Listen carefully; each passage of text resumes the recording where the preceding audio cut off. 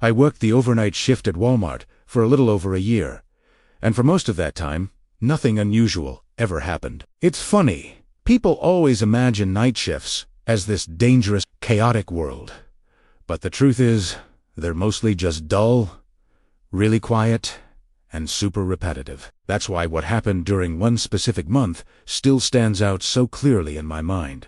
There's this one store I transferred out of after only 4 weeks, and I swear, I have never gone back. To this day, I avoid overnight work completely. Not because I'm scared of customers or crime, but because I learned just how easy it is to disappear inside a place that is supposed to be constantly monitored. Overnights had their own rhythm. Once those front doors locked, the store felt absolutely enormous. The only sounds were the constant buzz of the fluorescent lights and the rattle of pallets being dragged across the polished floors. Every little noise seemed to echo for longer than it should. You got to know the store in a way daytime shoppers never could. You learned which aisles completely swallowed sound, which fire doors were never ever supposed to open, and you definitely learned which security cameras were more for decoration than actual surveillance.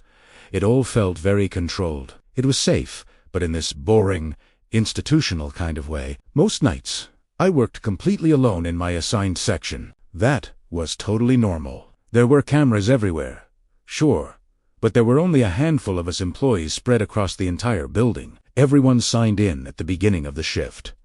Everyone had a specific task list. If something moved, there was almost always a clear reason for it. So the first thing that felt off was so small that I just brushed it off. I was stocking paper, good toilet paper, paper towels, that kind of thing when I noticed the fire door at the very back of the store wasn't fully closed. It wasn't wide open or anything, just cracked enough that it caught my eye when I was looking straight at it. Primera walikid ober, pushed it shut, and just figured someone had used it earlier and forgotten to close it properly. I went right back to work. But then, the very next night, it was open again. Not any wider, not obvious at all, just open enough to notice. This time, I checked the shift log, just out of habit. No one was assigned to work anywhere near that area. I closed the door again, told myself I was just tired, and moved on. And for a few nights after that, everything went back to normal. The door stayed shut. The aisles stayed quiet. I completely stopped thinking about it. Then my cart moved. I had stepped away for less than 2 minutes to grab some supplies from the end of the aisle. When I came back, my big blue stocking cart wasn't where I had left it.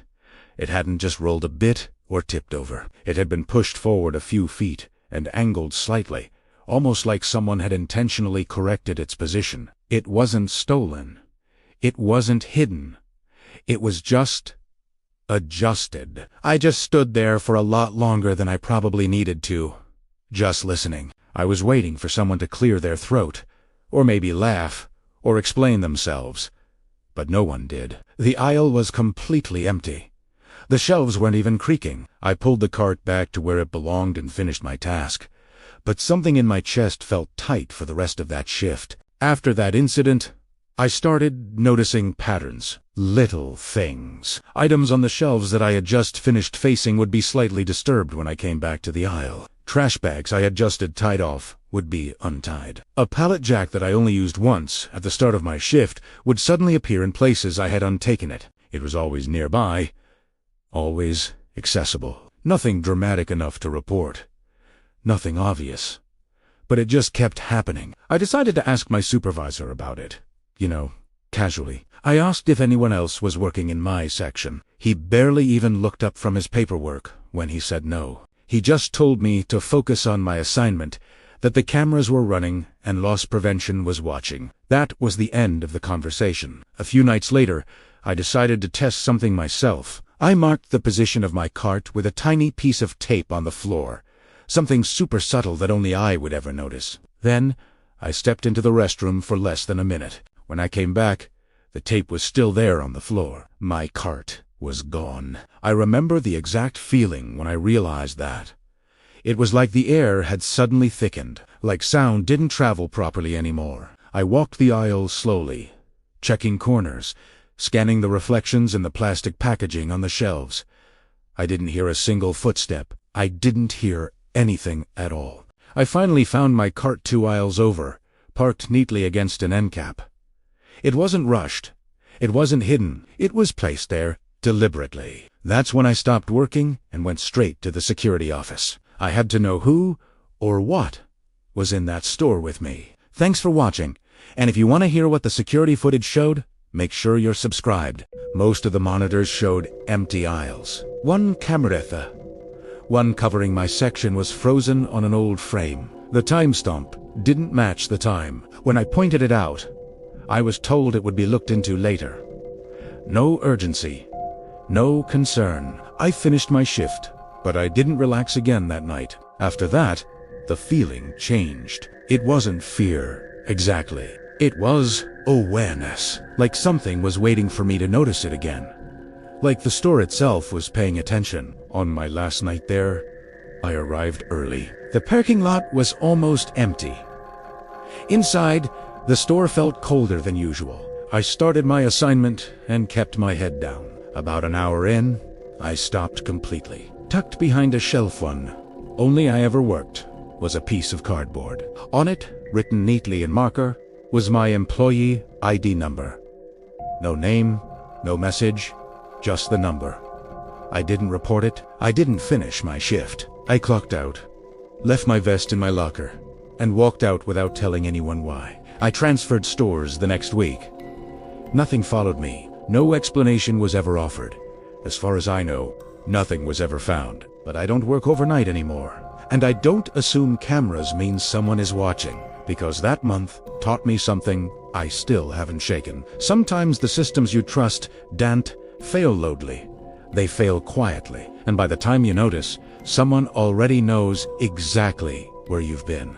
Hey everyone, so I wanted to talk about something that happened to me the other night. It really shook me up and made me think a lot about personal safety, especially as a woman when I'm out in public spaces. I feel like it's a conversation we need to have more often. So, it was pretty late, maybe around 10:30 p.m., and I realized I needed to grab a few things. You know how it is.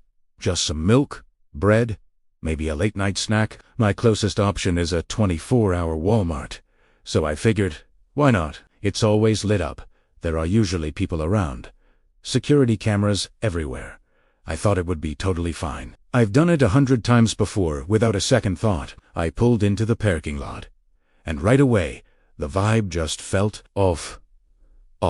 It was emptier than usual, which I guess makes sense for the time of night. But it was that kind of quiet that feels a little eerie, you know? I parked as close to the entrance as I could, grabbed my purse, and locked my car, making sure to hit the button twice to hear the honk. Just a little habit I have.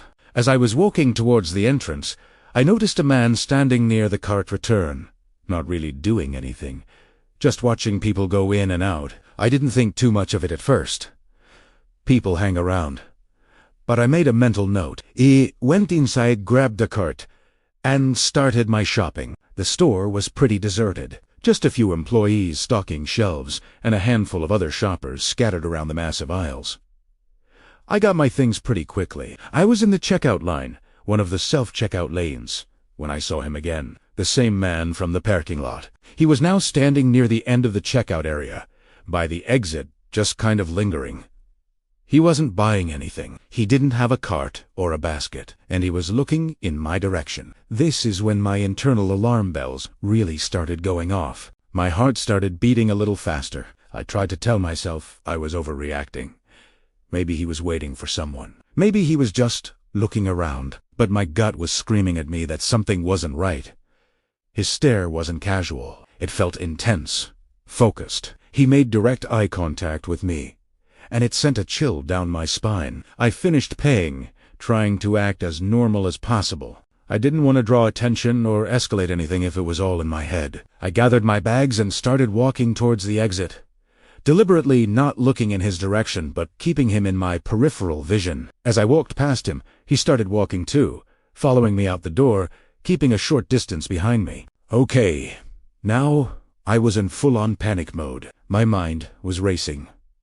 The parking lot suddenly felt like a mile long. I had my keys in my hand, clutched tight between my fingers. I picked up my pace, almost speed-walking. I could hear his footsteps behind me, keeping the same rhythm. He wasn't running, but he was definitely following me. I got to my car, fumbling with the keys to unlock it. My hands were shaking. I threw my bags in the passenger seat, jumped in, and immediately locked the doors. As I was starting the engine, he walked right past my car, slowed down, and stared directly at me again before continuing on through the parking lot and disappearing into the darkness. I just sat there for a minute, heart pounding, trying to catch my breath.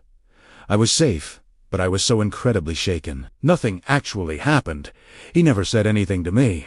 He never touched me. But that feeling of being watched, of being followed, of being a potential target, it's terrifying. It's a violation of your sense of security. That experience just really highlighted for me how vulnerable we can feel in places that are supposed to be ordinary and safe. It doesn't matter if it's a well-lit store or a busy street. That feeling of being unsafe can happen anywhere. At any time. It's a reminder to always trust your gut. If a situation feels wrong, it probably is. Don't dismiss your intuition or worry about being rude. Your safety is the most important thing. If you ever find yourself in a similar situation, tell a store employee, call a friend or a family member to stay on the phone with you. Or if you feel you're in immediate danger, don't hesitate to call for help. Your feelings are valid. I wanted to share this, not to scare anyone, but to open up a discussion. Have you ever experienced something similar? How do you stay aware and safe when you're out alone? Let me know in the comments.